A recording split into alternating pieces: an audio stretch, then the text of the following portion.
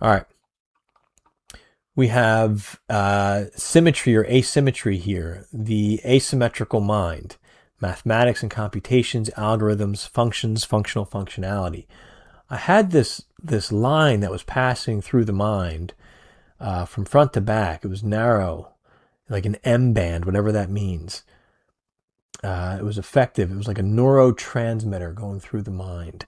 And then we look over here, and I've got emissions and frequencies, radio transmissions, fallen legacy, genes, genetic, output and code, and algorithms. And I had life being drawn to an object or code. Now, this object comes through several times across several sessions that I've worked on. This is our first time looking at it for this conversation, but life being drawn to an object or code. Again, life is connecting it to its forehead, to something. It was hard, it was concave, it was curved, it was rigid. This box is rounded, so the forehead can rest comfortably. Describe the object. This box or cube is rounded or curved. It's misshapen. Handheld, slightly larger than a shoebox, very shiny and reflective. I put my face in it, and it reminded me of like Harry Potter when he puts his face in the bowl of water and then he sees a virtual reality simulation. It had electric stimulation. I had an AOL of a neural implant. There's an electric stimulation that feels like those devices for muscle aches, but it's on your face and then into your mind. In the center of your mind, the pineal region, the deep mind, neural activity and achievement. Mapping regions of the brain, hypothalamus, hippocampus, down and back towards the brainstem, and the seat of consciousness. And at the time, I felt this in my solar plexus and sacral. Now, to be clear, the fact that I was getting that feeling in my own body, looking back now, analyzing this is significant because these targets, these I call them pre-done targets, I don't always or typically make them about myself. I try not to make them about myself.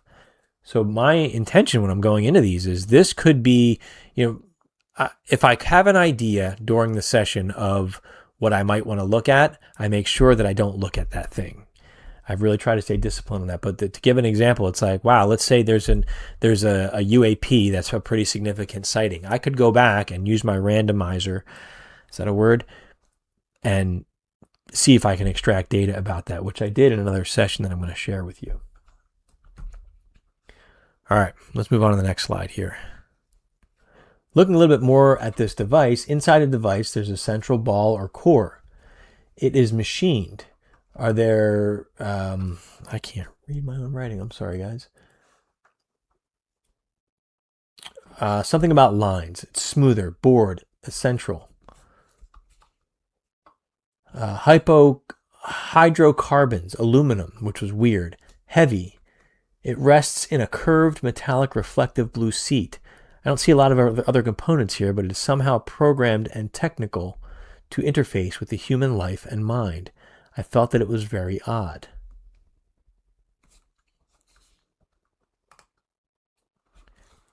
Okay. So describe the main purpose of this device. Well, the purpose was for connection.